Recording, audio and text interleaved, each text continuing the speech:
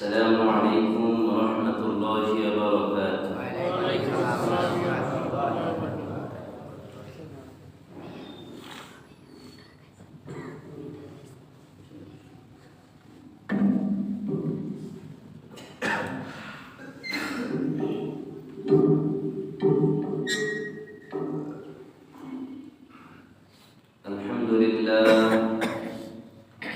الحمد لله رب العالمين، والصلاة والسلام على رسوله النبي الأمي الكريم وعلى آله وأصحابه أجمعين. أما بعد فأعوذ بالله من الشيطان الرجيم. بسم الله الرحمن الرحيم. أولئك الذين اشتروا الضلالة بالهدى فما ربحت تجارتهم وما كانوا مهتدين. صدق الله العظيم وصدق رسوله النبي الكريم، ونحن على ذلك من الشاهدين والشاكرين، والحمد لله رب العالمين. উপস্থিত ধারাবাহিক তাফসীরের উপস্থিত মুসল্লিবৃন্দ, সর্বপ্রথম শুকরিয়া জ্ঞাপন করি যে মহান রব্বুল আলামিন আমাদেরকে প্রতি সপ্তাহের ন্যায় আজকেও এই ধারাবাহিক তাফসীরের আয়োজনে বসার সুযোগ করে দিয়েছে। এই জন্য সকলেই দিল থেকে পড়ি আলহামদুলিল্লাহ। আলহামদুলিল্লাহ। আবারও কালিমাতে শুকর আদায় করি যে মহান রব্বুল আলামিন আমাদেরকে দুনিয়াবি জাগতিক সকল ফিতনা ফাসাদ থেকে মুক্ত করে, জাগতিক সকল ব্যস্ততা থেকে ফারিগ করে ঈশার নামাজ জামাতের সাথে আদায় করার তৌফিক দিয়েছেন। এই জন্য সকলেই দিল থেকে পড়ি আলহামদুলিল্লাহ। আলহামদুলিল্লাহ। আল্লাহর হাবিব সাল্লাল্লাহু আলাইহি ওয়াসাল্লাম ইরশাদ করেন, যে ব্যক্তি ঈশার নামাজ জামাতের সাথে আদায় করবে, আল্লাহ পাক রব্বুল আলামিন ওই ব্যক্তিকে অর্ধরাত পর্যন্ত দাঁড়িয়ে দাঁড়িয়ে তাহাজ্জুদের নামাজ আদায় করলে যে সওয়াব, ওই ব্যক্তি জামাতের সাথে নামাজ আদায় করে ঘুমিয়ে যাবে, ঘুমানোর পরেও আল্লাহ তাআলা তার আমল নামায় সেই পরিমাণ নেকি দান করবেন। সুবহানাল্লাহ। আবার যদি ওই ব্যক্তি ফজরের নামাজ জামাতের সাথে আদায় করে, আল্লাহ পাক রব্বুল আলামিন তাকে পূর্ণ রাত দাঁড়িয়ে দাঁড়িয়ে তাহাজ্জুদের নামাজ আদায় করলে যে সওয়াব, সেই পরিমাণ নেকি আল্লাহ তাআলা তাকে দান করবেন। সুবহানাল্লাহ। এজন্য বড় মেহেরবানি আল্লাহ তাআলা যাদেরকে পছন্দ করেন, যাদেরকে নির্বাচিত করেন, যাচাই করেন, বাছাই করেন, তাদেরকে আল্লাহ পাক রব্বুল আলামিন ভালো কাজ করার সুযোগ দেন। এই জন্য আমরা ভালো কাজ করার যে সুযোগ পেয়েছি তাতে খুশি না বেজার? আল্লাহ রাসূল সাল্লাল্লাহু আলাইহি ওয়াসাল্লাম বলেন, ফিকহু মাজলিসিন খায়রুম মিন 60 সানা। এই যে অল্প সময় তাফসীর শোনা, অল্প সময় মাসআলা আলোচনা করা, এটা কত দামি! এই মজলিসের মূল্য কত! আল্লাহ রাসূল বলেন, ফিকহু মাজলিসিন খায়রুম মিন 60 সানা। এই ফিকহি মজলিস, এই অল্প সময় যে তাফসীর বসে বসে শোনা হয়, এটার মূল্য কত? 60 সানা। 60 বছর যদি আপনি নফল নামাজ পড়েন, যে পরিমাণ সওয়াব হবে, তার থেকে আল্লাহ তাআলা এর থেকে আরো বেশি পরিমাণ নেকি আল্লাহ তাআলা দান করবেন। সুবহানাল্লাহ। তাহলে বসলে লাভ আছে না নাই? আছে। এই লাভ সবাই কি পাবে? সকল মানুষের কিন্তু ব্যস্ততা নাই। এরপরেও দেখবেন মাথায় নিজে নিজে ব্যস্ততা তৈরি করে বাস কাজে ঘুরতেছে ফিরতেছে, রোডে আড্ডা, কিন্তু ভালো কাজে বসার সুযোগ হয় না। অথচ আল্লাহ পাক রব্বুল আলামিন বলেছেন, ওয়াসারিউ ইলা মাগফিরাহ ওয়া জান্নাতিন আরদুহা কাআরদিস সামাওয়াতি ওয়াল আরদ উইদ্দাত লিল মুত্তাকিন। তোমরা ভালো কাজের মধ্যে প্রতিযোগিতা করো। তোমরা ভালো কাজ কি, ওই ভালো কাজের প্রতিদান কি হবে? জান্নাতিন আরদুহা কাআরদিস সামাওয়াতি ওয়াল আরদ। এই ভালো কাজের মূল্য হিসাবে আল্লাহ পাক রব্বুল আলামিন তোমাদেরকে এক বিশাল জান্নাত দিবেন, যে জান্নাতের বিশালতা হচ্ছে আসমান আর জমিনের থেকেও বেশি। বলি সুবহানাল্লাহ। উইদ্দাত লিল মুত্তাকিন, এটা মুত্তাকিদের জন্য আল্লাহ তাআলা তৈরি করেছেন। আল্লাহ তাআলা আমাদের সকলকে মুত্তাকি হিসেবে কবুল করুন, বলেন আমিন। আমিন। সম্মানিত প্রিয় উপস্থিতি, আমরা আজকে আলোচনা করব সূরা বাকারা 16 নম্বর আয়াত থেকে 20 নম্বর আয়াত পর্যন্ত। 16 থেকে 20 এই কয়েকটি আয়াত আমরা সংক্ষেপে অনুবাদ এবং তাফসীর জানব, এবং আল্লাহ তাআলা যেন আমাদের এই আয়াতগুলোর যে শিক্ষা সেটার উপর আমল করার তৌফিক দান করে, বলেন আমিন। আমিন। সম্মানিত প্রিয় উপস্থিতি, আমাদের গত সপ্তাহের আলোচিত যে আয়াত, সেই আয়াতের মধ্যে আল্লাহ পাক রব্বুল আলামিন মূলত মুনাফিকদের ব্যাপারে আলোচনা করেছিলেন। মুনাফিক কারা আমি আপনাদের গত সপ্তাহে বলেছিলাম যে আল্লাহ তাআলা সূরা বাকারার শুরুর 5 আয়াতের মধ্যে যারা মুত্তাকি তাদের গুণাবলী বর্ণনা করেছেন। এর পরের 2 আয়াতের মধ্যে আল্লাহ তাআলা কাফির সম্পর্কে বলেছেন। এরপরে মোটামুটি 20টি আয়াতের মধ্যে আল্লাহ তাআলা মুনাফিক সম্পর্কে বলেছেন। তো মুনাফিকের আলামত বলেছিলাম 3টি। ইযা হাদাসা কাযাবা, যখন কথা বলে কথায় কথায় মিথ্যা কথা বলে। ওয়াইদা ওয়া'আদা আখলাফা, যখন অঙ্গীকার করে সেই অঙ্গীকার ভঙ্গ করে। ওয়াইদা তুমিনা খানা, আর যখন আমানত রাখা হয় তখন আমানতের খিয়ানত করে। ওয়াইদা খাসামা ফাজারা, যখন ঝগড়া বিবাদে লিপ্ত হয় তখন মানুষকে অশ্লীল অন্যায় গর্হিতভাবে মানুষকে গালিগালাজ করে। এই 4টি যদি কারোর মধ্যে একসাথে পাওয়া যায়, কানা মুনাফিকান খালিসান, আল্লাহ রাসূল বলেন সে হচ্ছে একদম কঠোর নির্ভেজাল মুনাফিক।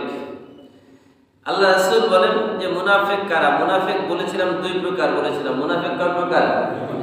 একটা হচ্ছে বিশ্বাসগত মুনাফিক, একটা হচ্ছে যে আমলি মুনাফিক।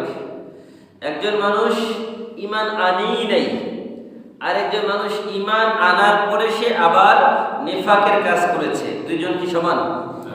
একজন মানুষ সে মুখে শুধু বলে যে আমি আল্লাহ মানি, পরকাল মানি, রাসূল মানি, কোরআন মানি, হাদিস মানি, কিন্তু প্রকৃত অর্থে সে দিল থেকে বিশ্বাস করে নাই।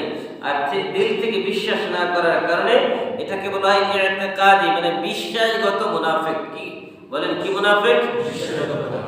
এই মুনাফিক যারা বিশ্বাসগত মুনাফিক, এদের ব্যাপারে আল্লাহ বলেন ইন্নাল মুনাফিকিনা ফিদ দারকিল আসফালি মিনান নার, এরা চিরকাল জাহান্নামে থাকবে, এরা কখনোই জাহান্নাম থেকে বের হবে না। আরেকদল মুনাফিক যারা ঈমান তো এনেছে, ঈমান আনার পরে আবার ধোঁকায় পড়েছে, আবার সন্দেহ আর সংশয় রোগে আক্রান্ত হয়েছে, তারপরে আবার তারা কুফরিতে ফিরে গেছে।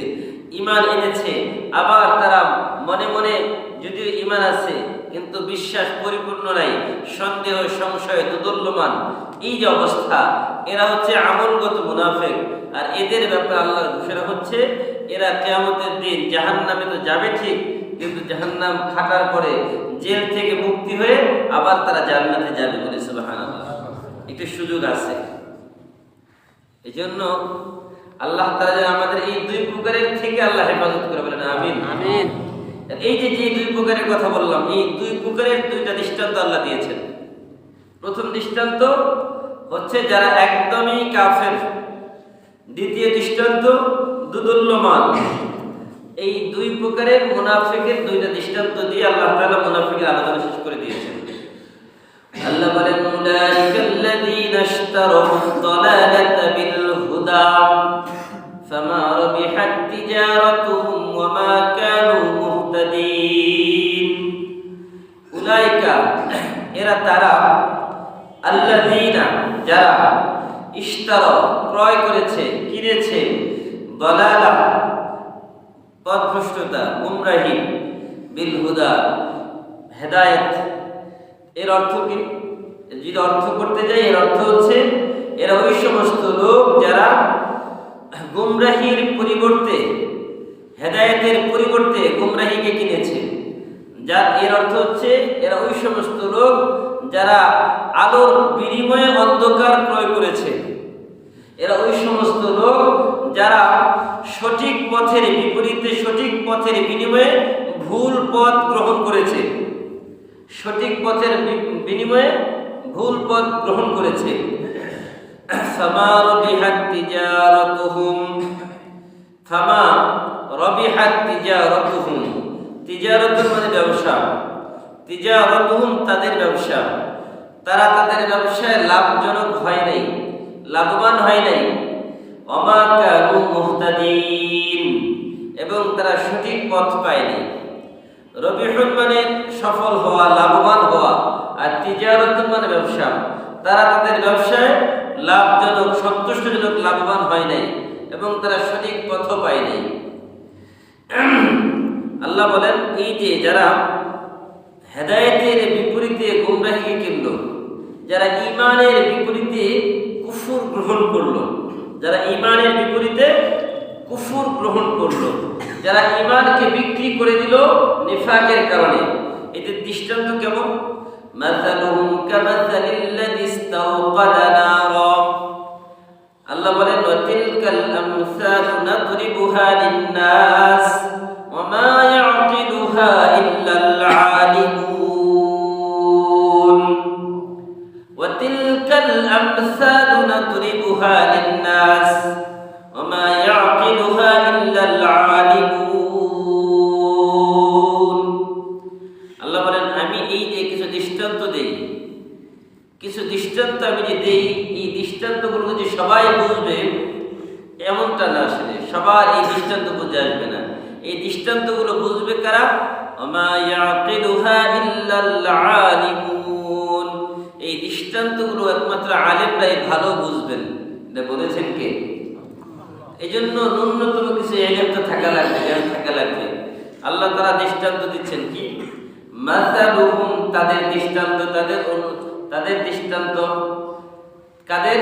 যারা হেদায়েতের বিপরীত কুফর গ্রহণ করেছে, যারা ঈমানের বিপরীত কুফর গ্রহণ করেছে, তাদের দৃষ্টান্ত কামাসালিল্লাযী ইসতাওকাদা নারা, ওই ব্যক্তির মতো যে আগুন জ্বালিয়েছে, অন্ধকার, অন্ধকারের মধ্যে আগুন জ্বালানো, মনে করেন আগুন জ্বালানোর পরে ওই জায়গাটা আলোকিত হয়ে গেল। আলোকিত হওয়ার পরে কিছুক্ষণ পরে আবার ওই আলোটা নিভে গেল। এখন বলেন, একজন মানুষ আলোর মধ্যে ছিল, একদম ঘুটঘুটে অন্ধকার, সেই তিমির অন্ধকারের মধ্যে আছে, আলোটা নিভে গেল। এখন কি সে সামনে যেতে পারবে? পিছনে যেতে পারবে? মানুষ যখন আলোর মধ্যে থাকে আর আলোটা যদি হঠাৎ নিভে যায়, তাহলে কিন্তু তার কাছে অন্ধকারটা বেশি মনে হয়। আর যদি সে অন্ধকারই থাকে তাহলে কিন্তু এত অন্ধকার মনে হয় না। ঘরের লাইট নিভাবেন, নিভানোর পরে দেখবেন প্রথমে খুব অন্ধকার মনে হয়, কিন্তু আস্তে আস্তে আলোটা একটু বেশি বাড়ে, তখন সহনীয় পর্যায়ে চলে আসে। তো আল্লাহ বলেন, এই যে ব্যক্তি ঈমানের বিপরীতে কুফর গ্রহণ করলো, এই ব্যক্তির দৃষ্টান্ত হচ্ছে ওই ব্যক্তির মতো যে এক জায়গায় আগুন জ্বালালো, আগুন জ্বালানোর পরে কি হলো? ফালাম্মা আযাআত মা হাওলা, যখন সেই আগুন তার চতুর্দিকে আলোকিত করে ফেললো, যাহাবাল্লাহু বিনূরিহিম, পুরা সব জায়গায় আলোকিত হয়ে গেল। তার মানে যখন সে তার ভিতরে ঈমান গ্রহণ করলো, ঈমান গ্রহণ করলো, ঈমানের আলোয় তার অন্তরটা আলোকিত হয়ে গেল। যাহাবাল্লাহু বিনূরিহিম, এখন সে ওই ঈমান থেকে বের হয়ে গেল। ঈমান থেকে বের হয়ে গেলে সে কি আর মুসলমান থাকে? সে কাফের। তার মানে তার অন্তরটা এখন কুফরির অন্ধকারে ভরে গেল। তার অন্তর কি হয়ে গেল? কুফরির অন্ধকারে ভরে গেল। অন্তরটা কুফরির অন্ধকারে নিমজ্জিত হয়ে গেল। যাহাবাল্লাহু বিনূরিহিম, আল্লাহ তার আলোকে ছিনিয়ে নিলেন। ওয়া তারাকাহুম, আল্লাহ তাকে ছেড়ে দিলেন ফি যুলুমাত, অন্ধকারের মধ্যে, লা ইউবসিরুন, শার দেখতে পারে না, সামনেও না পিছনেও না। সুম্মুন বুকমুন উময়ুন ফাহুম লা ইয়ারজিউন, আল্লাহ বলে সুম্মুন, এই লোকটা হচ্ছে বধির। বধির কাকে বলে? যে কানে শোনে না। বুকমুন,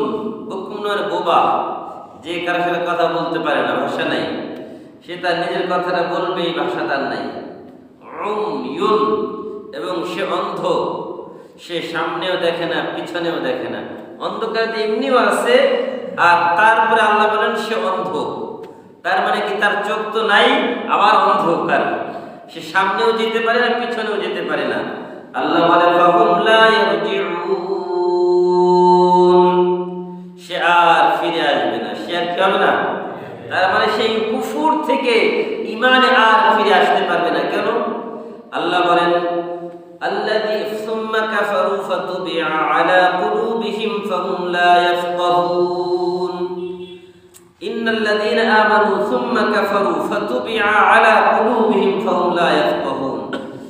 আল্লাহ বলেন এই যে কিছু মানুষ যারা ঈমান এনেছে, ঈমান আনার পরে আবার কুফরি গ্রহণ করেছে, ঈমান থেকে সরে গিয়েছে। আল্লাহ বলে এই যে ঈমান থেকে যে সে নিজেকে সরিয়ে নিল, ফাতুবিআ আলা কুলুবিহিম, আল্লাহ তার অন্তরের মধ্যে মোহর মেরে দিলেন। ফাহুম লা ইয়াফকাহুন, সে আর কখনো ইসলাম সম্পর্কে বুঝবে না। ইসলাম সম্পর্কে তাকে যতই বুঝান আর বুঝবে না। এরকম অনেক নাস্তিক আছে, যেরকম মুফাসসির নামে এক নাস্তিক আছে, সে নিজে অনেক বড় আলেম দাবি করে, পরে নাস্তিক হয়ে গেছে। এখন ইসলামের বিরুদ্ধে যত কুচ্ছা রটনা, অন্য কেউ আর রটায় না ফেসবুকে, অথচ সে এক সময় নিজেকে আলেম দাবি করত, কিন্তু এখন সে নাস্তিক হয়ে গেছে। তার মানে ঈমান থেকে ফিরে গেছে, আল্লাহ তাআলা তার অন্তর মোহর মেরে দিয়েছে, আর সে ফিরতে পারবে না। এটা হচ্ছে একটা দৃষ্টান্ত মুনাফিকের, যে অন্তর তো ঈমানের আলো আলোকিত হয়েছিল, আবার সে ঈমান থেকে সরে যাওয়ার কারণে তার অন্তরটা নিফাকে পরিপূর্ণ হয়ে গেছে। তার মানে সে অন্ধকার ঈমান থেকে বের হওয়ার কারণে কুফরির অন্ধকারে নিমজ্জিত হয়ে গেছে। এরপরে আল্লাহ আরেকটা দৃষ্টান্ত দিয়েছেন যে ওই সমস্ত মুনাফিক যারা দুদুল্যমান, চূড়ান্তভাবে কাফের হয় নাই, এদের একটা দৃষ্টান্ত আল্লাহ দেন। আও কাসাইয়িবিম মিনাস সামাই ফীহি যুলুমাতুন ওয়া রা'দুন ওয়া বারক ইয়াজআলুনা আসাবি'আহুম ফী আযানিহিম মিনাস সাওয়া'iকি হাদারাল মাউত ওয়াল্লাহু মুহীতুম বিল কাফিরিন। আল্লাহ বলেন অথবা ওই মুনাফিকদের দৃষ্টান্ত হচ্ছে এমন যে আসমান থেকে বৃষ্টি বর্ষণ হয়, যেমন আসমানের মেঘমালা, আকাশের মেঘমালা, ফীহি যুলুমাত, ওই মেঘের মধ্যে অন্ধকার, আকাশ অন্ধকার হয় না, ওই অন্ধকারটা এমন হয় যখন বেশি হয়ে যায় পুরো পৃথিবীতে অন্ধকার ছেয়ে যায়। আকাশের মেঘমালা যার মধ্যে অন্ধকার রয়েছে, ওয়ারা'দুন, এবং তার মধ্যে বজ্র রয়েছে, বজ্র, অবারকুন, বিদ্যুৎ রয়েছে। আল্লাহ বলে এই যে ওই মেঘের মধ্যে বজ্র আছে, বিদ্যুৎ আছে, এটা কেমন? ইয়াজআলুনা আসাবি'আহুম, মুনাফিকরা যখন ওই মেঘের গর্জন শুরু হয়, বিদ্যুৎ চমকায়, এবং তখনই কি করে? ইয়াজআলুনা আসাবি'আহুম ফী আযানিহিম, তখন তারা তাদের আঙ্গুলগুলো তাদের কানের ভিতর ঢুকায়। চিন্তা করে ওই বজ্রের আওয়াজ যেন আমার কানের ভিতরে না আসে, কানের ভিতরে যদি আওয়াজ না আসে তাহলেই আমি বেঁচে যাব। তার চিন্তা হচ্ছে এমন। আপনারা বলেন এটা কি সম্ভব? আওয়াজ আসলো না, যদি ওই বিদ্যুৎ আমার উপরে পড়ে আমি বাঁচবো? সে এখান থেকে বাঁচার জন্য কি করে? আঙ্গুলগুলো তার কানের ভিতরে ঢুকায়, যাতে করে বিদ্যুতের আওয়াজ, বজ্রের আওয়াজ তার কানে না ঢুকে। আল্লাহ বলে কি বলেন? মিনাস সাওয়া'iকি হাদারাল মাউত, বিদ্যুৎ থেকে বাঁচার ভয়ে সে নিজের আঙ্গুলগুলো তার কানের ভিতরে ঢুকায়। ওয়াল্লাহু মুহীতুম বিল কাফিরিন, আল্লাহ বলেন আল্লাহ কাফেরদেরকে বেষ্টন করে রেখেছেন।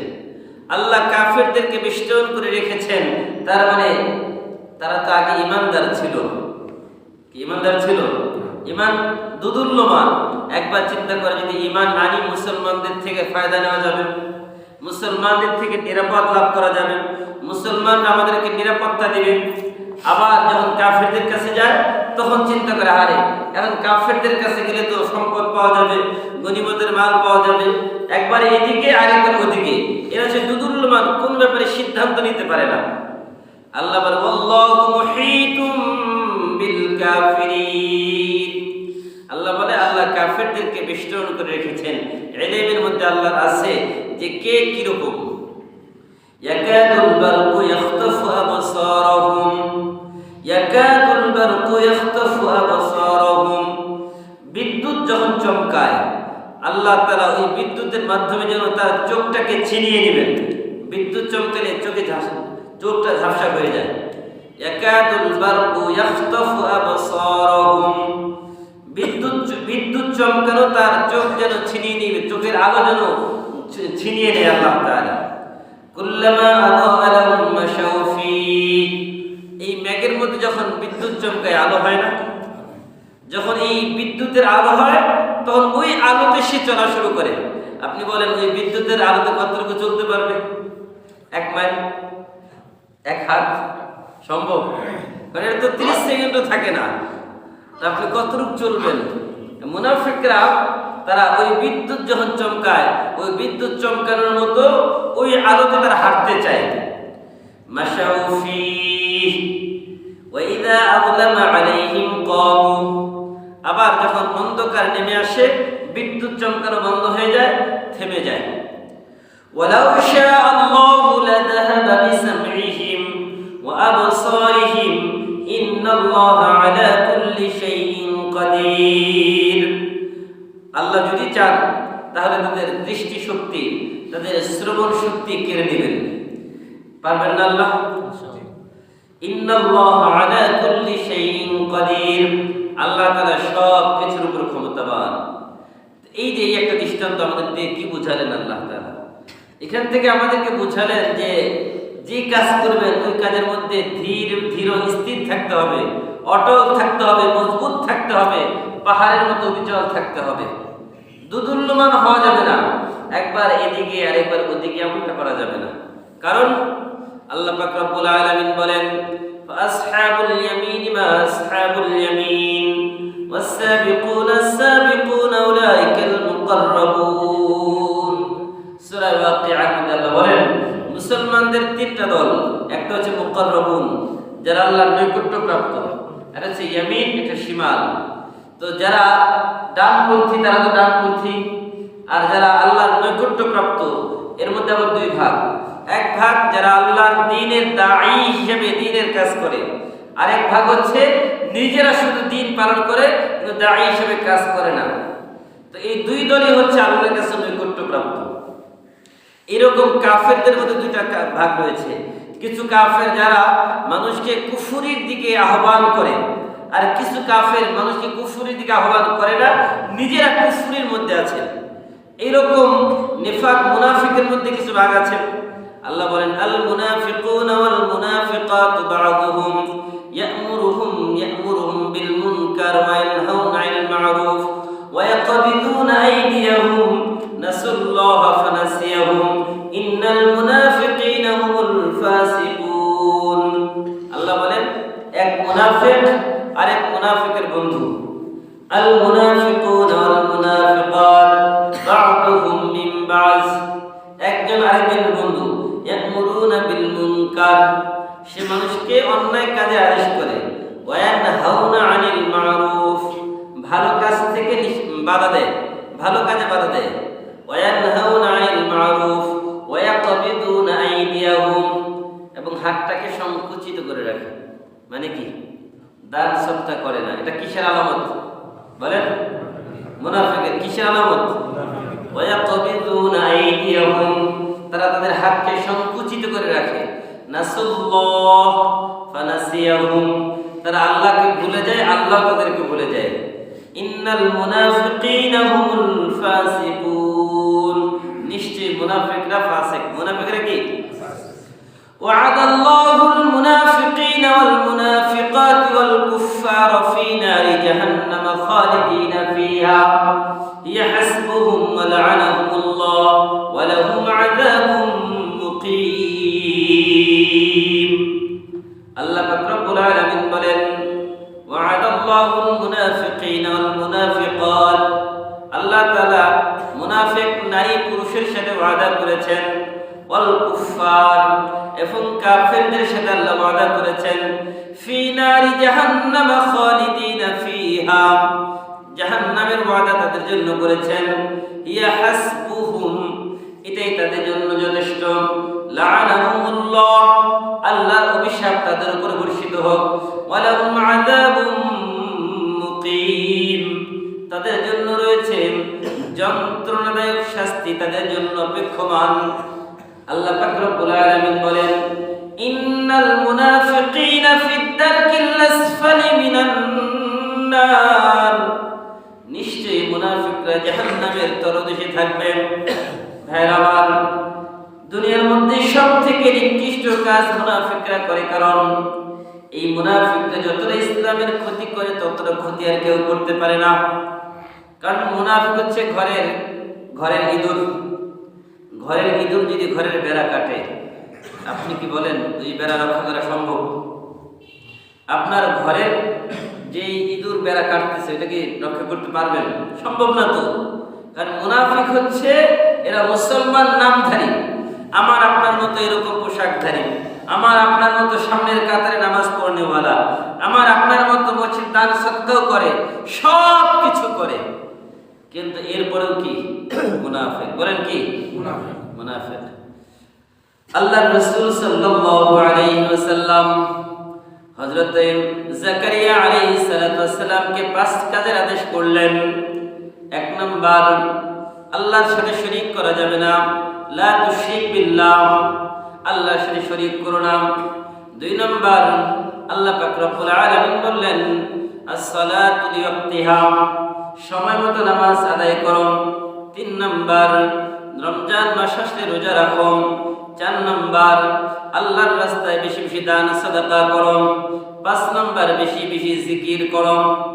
এই 5টা আদেশ আল্লাহ পাক রব্বুল আলামিন জাকারিয়া আলাইহিস সালাতু ওয়াসসালামকে দিলেন। তার একটা দৃষ্টান্ত আল্লাহ পাক রব্বুল আলামিন দিলেন যে আল্লাহর সাথে শরীক করা যাবে না। তার দৃষ্টান্ত কি?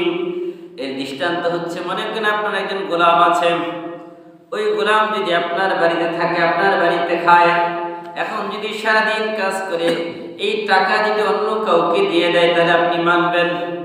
বলেন। অথচ আমাদেরকে রিজিক দেন আল্লাহ, আমাদের হায়াত দিয়েছেন আল্লাহ, আমাদের জীবন দিয়েছেন আল্লাহ, আমাদের মরণ দিবেন আল্লাহ, আমাদের জীবনে সুখ শান্তি সব কিছু দেন আল্লাহ। এরপরে আমরা আল্লাহর নাফরমানি করি, আল্লাহর সাথে শরীক সাব্যস্ত করি। আল্লাহ পাক রব্বুল আলামিন বলেছেন, ওয়া কাইফা তাকফুরুনা বিল্লাহি ওয়া কুনতুম আমওয়াতা ফাআহইয়াকুম সুম্মা ইউমীতুকুম সুম্মা ইউহয়ীকুম সুম্মা ইলাইহি তুরজাউন। তোমরা কিভাবে অস্বীকার করো? তোমরা তো ছিলে মৃত, আমি তোমাদেরকে জীবিত করেছি। ফাআহইয়াকুম সুম্মা ইউমীতুকুম সুম্মা ইউহয়ীকুম, তোমাদেরকে আবার মরণ দেব, আবার জীবিত করব, আবার আমার কাছেই তো ফিরে আসতে হবে। কিভাবে অস্বীকার করো?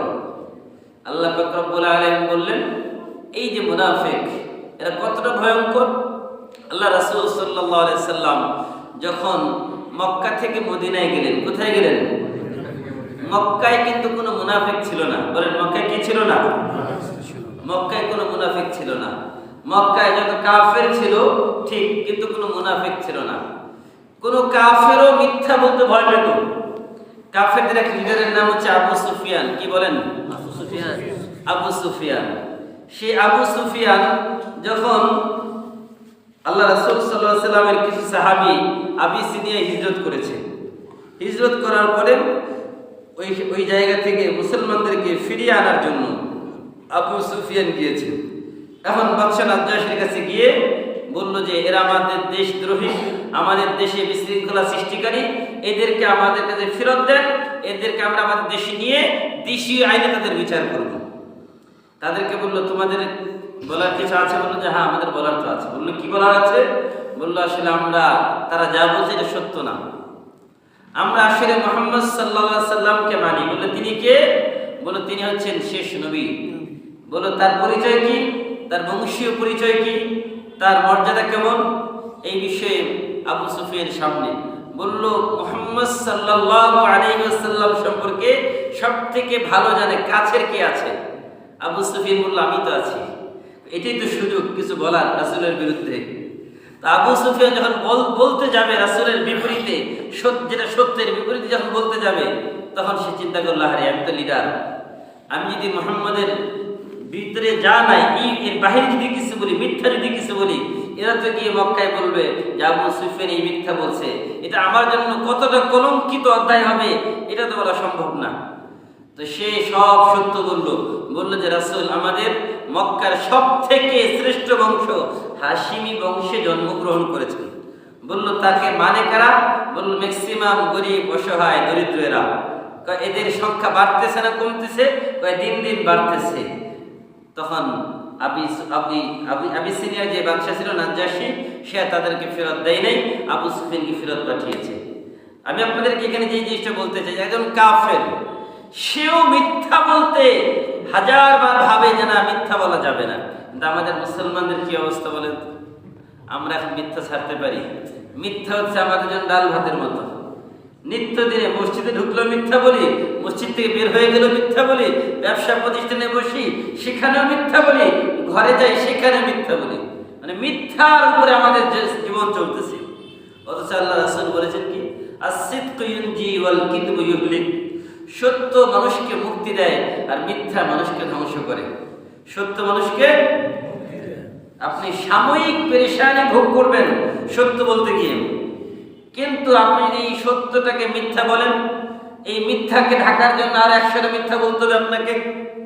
তাহলে একটা মিথ্যা দিয়ে শুরু করেছেন তো ঠিক, কিন্তু এই মিথ্যাটাকে আরো কত যে জোড়াতালি দিয়ে আপনাকে সত্য রূপান্তরিত করতে হবে, তাও কি মিথ্যা সত্য হবে কোনোদিন? মিথ্যা মিথ্যাই থাকবে। এই জন্য আমরা এই মুনাফিকের যত আলামত, এর মধ্যে সব থেকে বড় যেটা আল্লাহ বলছে, ইন্নাল মুনাফিকিনা লাকাযিবুন। মুনাফিকরা মিথ্যাবাদী, 1 নম্বর। মুনাফিকরা কি? তো আমরা কি মিথ্যা ছাড়তে পারি? এইরকম একটা ওয়াদা করতে পারি না দিলে দিলে? আমরা যদি এই ওয়াদাটা দিল থেকে করি যে আল্লাহ বিগত দিনে যত মিথ্যা বলেছি, আজকের পর থেকে আর কোনোদিন মিথ্যা বলবো না, জীবন যা কার থাকুক কোন বিষয়ে আপোষ করবো না, মিথ্যা বলবো না, এটা আমরা করতে পারি না? যদি এই ওয়াদাটা করতে পারেন দিলে দিলে, হাত তুলতে হবে না, ইনশাআল্লাহ দেখবেন জীবনের অনেক কিছুই পরিবর্তন হবে। আল্লাহ রাসূলের কাছে এক নতুন সাহাবী মাত্র ঈমান গ্রহণ করেছে। গ্রহণ করার পরে সে বলল, ইয়া রাসূলুল্লাহ, আমি ঈমান গ্রহণ করব এক শর্তে। বলল কি?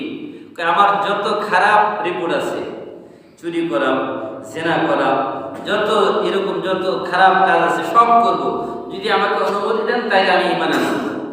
আল্লাহ রাসূল বললেন, সব করো, কিন্তু একটা কাজ করা যাবে না। কি? সত্য বলতে হবে, মিথ্যা বলতে পারবে না। 1 সপ্তাহ পরে এসে আমার কাছে রিপোর্ট করবা যে তুমি কি কি করেছো গত সপ্তাহে। এটা কোনো ব্যাপার? সব করব, শুধু মিথ্যা বলবো না, সত্য বলবো, বাস। এর 1 সপ্তাহ পরে আসছে। আসার পরে রাসূল বলল যে কি বলো, গত 1 সপ্তাহ তুমি কি কি করেছো? সে চিন্তা করে, আরে যে অপরাধ করেছে এগুলো কি বলা সম্ভব মুখে? বলে মুখে বলা সম্ভব? সে বলল, ইয়া রাসূলুল্লাহ, আমি নিয়ত করেছি আর কোনোদিন কোনো অন্যায় করবো না। বললো, কেন? অন্যায় করবো না অসুবিধা নেই, কিন্তু সত্যটা বলো। না, যেই অন্যায় করার পরে বলতে পারি না, বুকে সাহস হয় না, সেই অন্যায় করার দরকার নাই, আবার মিথ্যার আশ্রয় নেওয়ার দরকার নাই। আল্লাহ রাসূল বললেন, এই জন্যই তো আমি তোমাকে বলেছি তুমি সব করো, কিন্তু মিথ্যা বলবা না। আমরা যদি মিথ্যা ছাড়তে পারি, দেখবেন জীবনে অনেক পরিবর্তন আসবে ইনশাআল্লাহ। আমরা এই যে সূরা তাফসীর যে শুনলাম, এটার মূল শিক্ষা হচ্ছে মিথ্যাকে ছেড়ে দেওয়া। বলেন কি? মিথ্যাকে ছেড়ে দেওয়া। দ্বিতীয় নাম্বার এটা শিক্ষা, কারণ মুনাফিকের খাতা থেকে তো আমাদের বের হতে হবে। আমাদের নাম যেন ওই মুনাফিকের খাতায় না থাকে, এই জন্য কাজ করতে হবে না? দ্বিতীয় নাম্বার যেটা আমাদের শিক্ষা, আমানতদারিতা ঠিক রাখতে হবে। বড় কঠিন কাজ, কিন্তু আমানতদারিতা ঠিক রাখতে হবে। দেখবেন আল্লাহ রাসূল এক হাদিসের মধ্যে বলছেন যে এমন একটা সময় আসবে যে পুরা এলাকায় 1-2জন আমানতদার থাকবে, সবাই মিলে তাকে দেখতে যাবে, বলবে চলো ওই এলাকায় একজন আমানতদার আছে, তাকে দেখতে যাই। চিন্তা করেন তাহলে কি একটা কঠিন সময় আসবে। ওই সময় আমানতদার কাউকে খুঁজে পাওয়া যাবে না, 1-2জন থাকবে, তাদেরকে মানুষ দেখতে যাবে যে আমানতদার লোকটা কেমন। এখন বলেন তো কয়জন আমানতদার আছে? এজন্য আমানতদারের বড় অভাব। আর আমানতদারিতা কেমন? শুধু আমানতদারি টাকা পয়সার ব্যাপারে আমানতদারি তেমনটা না, আপনার কাছে একটা কথার আমানত আছে। মনে করেন আল্লাহ রাসূল বলেন, যখন দুই ব্যক্তি কথা বলতেছে, এখন তৃতীয় আরেক ব্যক্তি আসার পরে কথাটা বন্ধ করে দিছে, ওই তৃতীয় ব্যক্তিকে বুঝতে হবে যে আমার এখানে আসা উচিত হয় নাই, আর যার সাথে কথা বলতেছে তার বুঝতে হবে যে এই কথাটা আমার কাছে আমানত। এই জন্য তো ওই ভাই আমার কথা বন্ধ করে দিছে, যে তৃতীয় ব্যক্তি না শুনে। তার মুখে বলার দরকার নাই যে বন্ধু তোমার কাছে এই কথা আমানত, এটা বলার দরকার নাই, কিন্তু বুঝে নিতে হবে তৃতীয় ব্যক্তি যদি সে শোনাটা পছন্দ করে না, তার মানে এই কথাটা আমার কাছে সে আমানত রাখছে, আমানতের খেয়ানত করা যাবে না। এটা হচ্ছে কথার আমানত। তারপরে আপনার আল্লাহ রাসূল বলেন যে লা দীনা লিমান লা আহদা লাহ, যার আমানতদারিত্ব, আরেক হাদিসের মধ্যে আসছে যার আমানতদারিতা নেই, তার দিনদারিত্ব নাই, তার ইসলাম নাই। আমানতদারিত্ব ঠিক না থাকে তার দিন ইসলাম কিছুই নেই।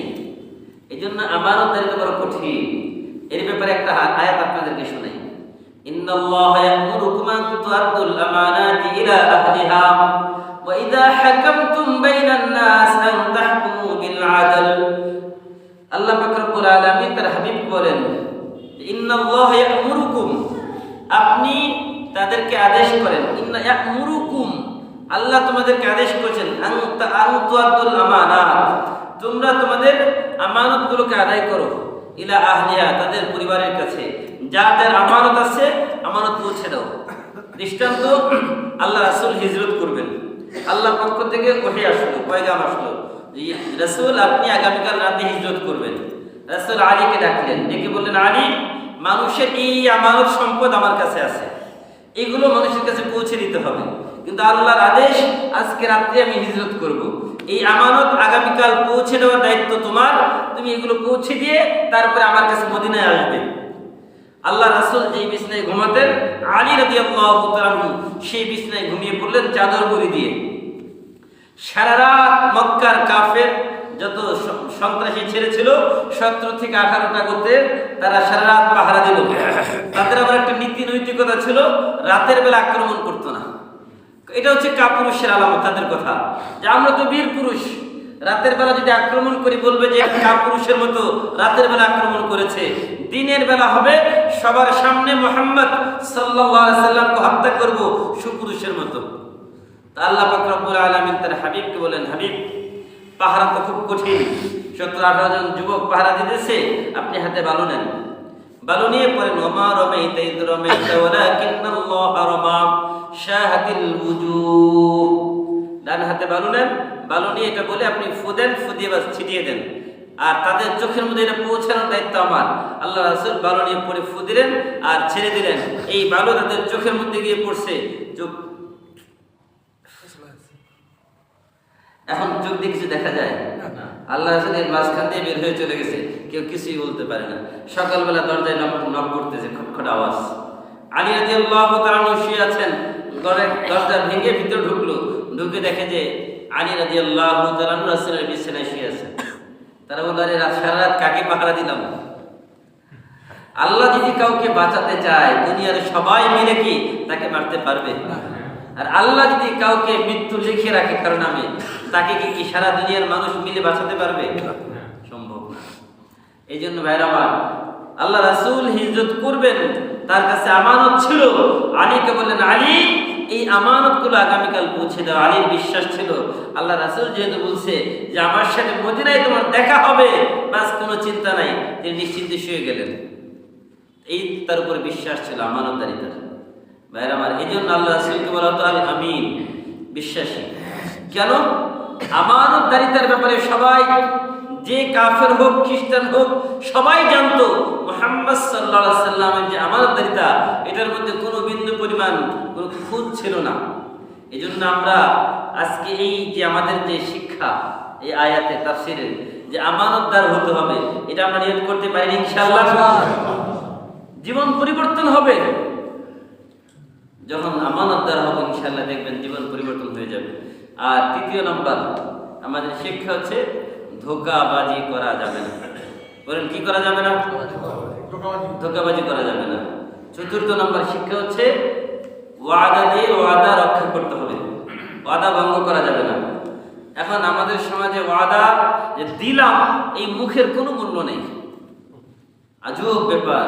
মানে মুখ দিয়ে একটা কথা বললাম তো বললাম, ব্যাস কোনো খবর নাই। একজনের কাছে লেনদেন হয়েছে, ওয়াদা দিয়েছি 10 তারিখে দিয়ে দিব, 10 তারিখ কেন, এই মাসের 10 তারিখ পার হয়, পরের মাসের 10 তারিখ, কোনো খবর নাই।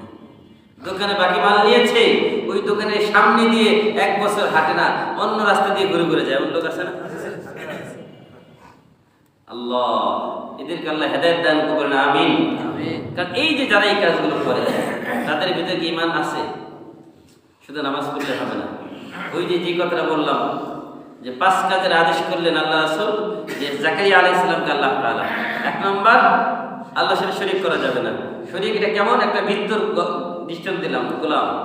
2 নম্বর নামাজ, 3 নম্বর রোজা, 4 নম্বর কি বলেছি? যাকাত, দান করতে হবে, সাদকা, আর 5 নম্বর জিকির। তো এর বিপরীতে আল্লাহ রাসূলকে আল্লাহ 5টা আদেশ করেছেন। কয়টা বলেন? কয়টা? 1 নম্বর আল জামাআ, ঐক্যবদ্ধ থাকতে হবে, বিচ্ছিন্ন হওয়া যাবে না। মুসলমান এই যে আমরা যে নামাজ পড়ি, জামাতের সাথে নামাজ আদায় করি, এটা আমাদের কি শিখায়? আমাদেরকে শিখায় ধনী গরিব আমির ফকির সর্বস্তরের সব মানুষ এক কাতারে দাঁড়িয়ে যেমন নামাজ আদায় করি, মসজিদের ভিতরে তেমনি ভাবে মসজিদের বাহিরেও যেন আমাদের মধ্যে কোনো ভেদাভেদ না থাকে, সবাই ঐক্যবদ্ধ থাকবো। ইসলামের ব্যাপারে কারোর সাথে কোনো আপোষ করবো না। আল জামাআ, আল্লাহ রাসূল বলেন সকল মুসলমান ঐক্যবদ্ধ থাকতে হবে, 1 নম্বর আদেশ। 2 নম্বর আস-সুমআ, আল্লাহর পক্ষ থেকে যে আদেশগুলো আছে এবং নেতার যে আদেশ, ওই আদেশ শুনতে হবে। আত-তাআহ, 3 নম্বর নেতার আনুগত্য করতে হবে। এখন কোন নেতা এটা? সব নেতার? যে নেতা নিজে নামাজ পড়েন ওই নেতার কথা শোনা যাবে? ওই নেতার কথা বলা হয় না এখানে। আল্লাহ তাআলা বলছেন যে ওই নেতা, যেই নেতা নিজে ইসলামের উপরে চলে এবং মানুষকে ইসলামের উপরে চলার জন্য সাহায্য সহযোগিতা করে, ওই নেতার কথা আল্লাহ বলছেন। কারণ আল্লাহ বলেন ওয়াজআলনাহুম আইম্মাতান ইয়াহদুনা বিআমরিনা ওয়া আওহাইনা ইলাইহিম ফি'লাল খায়রাত ওয়া ইকামিস সালাহ ওয়া ইতাইস যাকাত ওয়া কানু লানা আবিদিন। আল্লাহ বলেন ওয়াজআলনাহুম আইম্মা, আমি তাদেরকে সমাজের নেতা বানিয়েছি। নেতাদের কাজ কি আল্লাহ বলছে দেখেন, এই কাজ যাদের মধ্যে পাবেন তাদেরকে মানবেন, যাদের মধ্যে পাবেন না তাদেরকে মানবেন না। সাফ কথা। সে ইসলামী লিডার হোক আর নন ইসলামী লিডার হোক, যেই লিডারই হোক, যদি লিডারের মধ্যে ওই গুণ না থাকে, ওই লিডারের কথা মানা যাবে না। নিজে ইসলামী দলের লিডার দাবি করে কিন্তু তার ভিতরে ওই গুণ নাই, মানা যাবে? আমি তো কোনো ব্যক্তি বিশেষকে মানবো না। যদি তার ভিতরে আল্লাহর কোরআনের ওই গুণ থাকে মানবো, নাই বাস মানবো না। সাফ কথা। ওয়াজআলনাহুম আইম্মাতান ইয়াহদুনা বিআমরিনা ওয়া আওহাইনা ইলাইহিম ফি'লাল খায়রাত। 1 নম্বর তারা মানুষকে ফি'লাল খায়রাত, ভালো কাজের আদেশ করবে। 2 নম্বর ওয়া ইকামিস সালাহ, নামাজের আদেশ করবে। ওয়া ইতাইস যাকাত, 3 নম্বর যাকাত দেওয়ার কথা বলবে। ইকামিস সালাহ ওয়া ইতাইস যাকাত ওয়া আওহাইনা ইলাইহিম ফি'লাল খায়রাত। আল্লাহ বলেন যারা নামাজের কথা বলে, যাকাতের কথা বলে, ভালো কাজের কথা বলে, যদি এই 3 গুণ তার মধ্যে থাকে মোটামুটি, তাহলে তাকে মানা যাবে। আর যদি না থাকে তাহলে কি করবেন? সিদ্ধান্ত আপনাদের, আমি তো বলবো না কি করবেন, সেটা আপনাদের ব্যাপার। মানলে মানবেন, না মানলে না মানবেন। আমার বলার দায়িত্ব আপনাদেরকে বলে দিলাম, সিদ্ধান্ত আপনারা নেবেন, ভাবেন কি করবেন। আল্লাহর কোরআন আপনাদেরকে আয়াত শোনায়া বুঝাইলাম। এখন আমি তো বলবো না যে এটা মানবেন না বা অমুককে মানবেন না, তাহলে আমার উপর দোষটা পাবেন হুজুর অমুককে না মানার জন্য বলছি। এই জন্য কোনো ব্যক্তি বিশেষের নাম দিয়েছি আমি সর্বসাধারণ সবার জন্য বলছি। ভাইরা আমার, এই জন্য আল্লাহ পাক রব্বুল আলামিন বলেন যারা মুনাফিক, এই মুনাফিকরা জামাতবদ্ধ থাকে না, তারা বিচ্ছিন্ন হয়ে যায়। মুনাফিকরা নেতার আনুগত্য করে না, মুনাফিকরা নেতার কথা শুনেও না।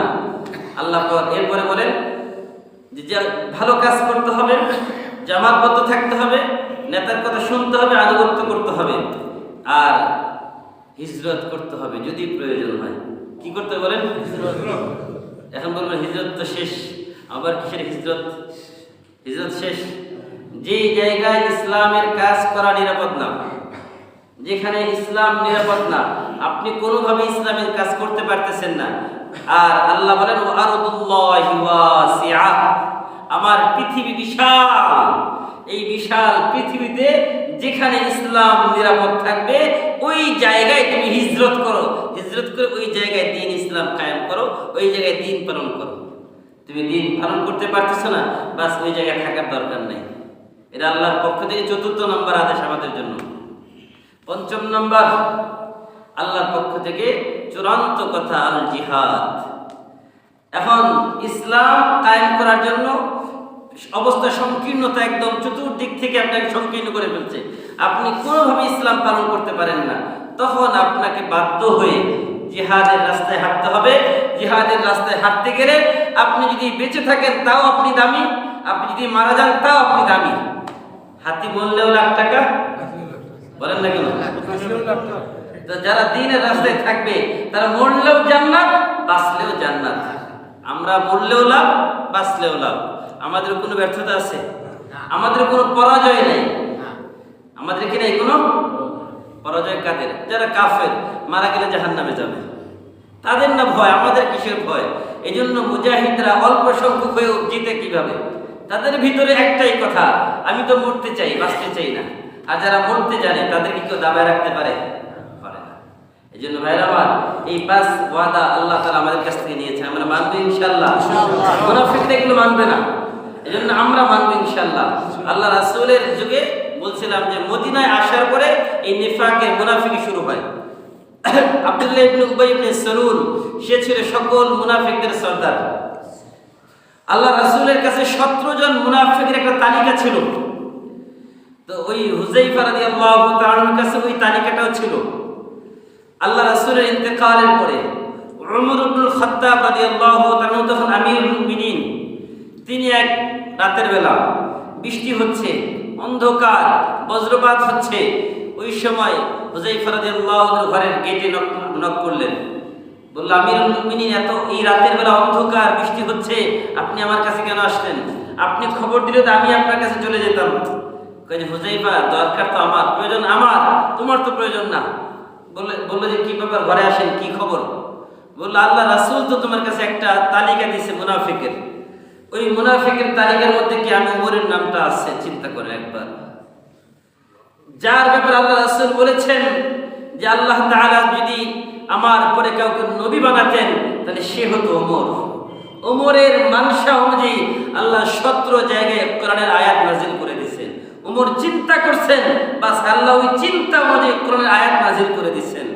আর আল্লাহ কানা বাদি নাবিয়ান লাকানা উমর, আমার পরে যদি কেউ নবী হতো সে হতো ওমর। আর সেই ওমর বলছে যে হুযায়ফা, আমার নাম কি মুনাফিকের খাতায় আছে? হুযায়ফা বলে, আমিরুল মুমিনিন, এটা তো আমার কাছে আমানত, আল্লাহ রাসূল বলেছেন কাউকে বলা যাবে না, আমি তো এটা বলতে পারবো না। আমিরুল মুমিনিন তার চোখ থেকে অঝরে পানি ঝরছে। চিন্তা করলেন কি করা যায়, ফেরত গেলেন। আবার কিছুক্ষণ পরে আসলেন, এসে বললেন, হুযায়ফা, আমি যদি তোমার জীবদ্দশায় মারা যাই, তুমি কি আমার জানাজায় আসবে? হুযায়ফা বলল যে, আমিরুল মুমিনিন, আপনি কি বলেন, আপনি মারা যাবেন, আর আমি হুযায়ফা নগণ্য একজন সাহাবী, আমি আপনার জানাজায় যাব, এটা কেমন করে হয়? আমিরুল মুমিনিন বললেন, আমার বুঝতে বাকি নাই যে আল্লাহর রাসূলের ওই যে তালিকা, ওই তালিকা যদি আমি উমরের নাম থাকতো, হুযায়ফা অন্তত আসার জন্য কখনো মত দিতেন না। তার মানে আমার নাম ওই তালিকায় নাই। যেই লোকটা জান্নাতের সার্টিফিকেট প্রাপ্ত, দুনিয়ার মধ্যে জান্নাতের সার্টিফিকেট পেয়ে গেলেন, যার ব্যাপারে আল্লাহ রাসূল বলেছেন, আলাইকুম বিসুন্নতি ওয়া সুন্নাতিল খুলাফায়ে রাশিদিন আল মাহদিয়িন, তোমরা খুলাফায়ে রাশিদিন ওমরের সুন্নতের অনুসরণ করো। সেই লোকটা নিফাক কি পরিমাণ ভয় পেত চিন্তা করেন। সে বলল যে আল্লাহ যদি আমার নাম মুনাফিকের খাতায় উঠায় নেয়, আমি ওমর তো বাঁচতে পারবো না, আমি ওমরের কোনো আমল কোনো কিছুই আল্লাহর কাছে কাজে আসবে না। এই ভয়ে সারা রাত কান্না করতে, আল্লাহ আমার নামটা যেন মুনাফিকের খাতায় না থাকে। আমি আপনি কি হয়ে গেলাম চিন্তা করেন তো, আমার আপনার কি আমল আছে যে আমল দিয়ে আমরা আল্লাহর কাছে পার পাবো? আমার আপনার যে কাজ, এগুলো তো মনে হয় আমাদের সবার নাম মুনাফিকের খাতায় উঠে গেছে। এই জন্য আল্লাহর কাছে বেশি বেশি কান্না করা যে আল্লাহ আমার নামটা আপনি মুনাফিকের খাতায় উঠাবেন না। আল্লাহ তাআলা আমাদের সকলকে মুনাফিকের এই নিফাকের চরিত্র থেকে আল্লাহ আমাদের সকলকে হেফাজত করুন, আমিন। ওয়া আখিরু দাওয়ানা আলহামদুলিল্লাহি রাব্বিল আলামিন।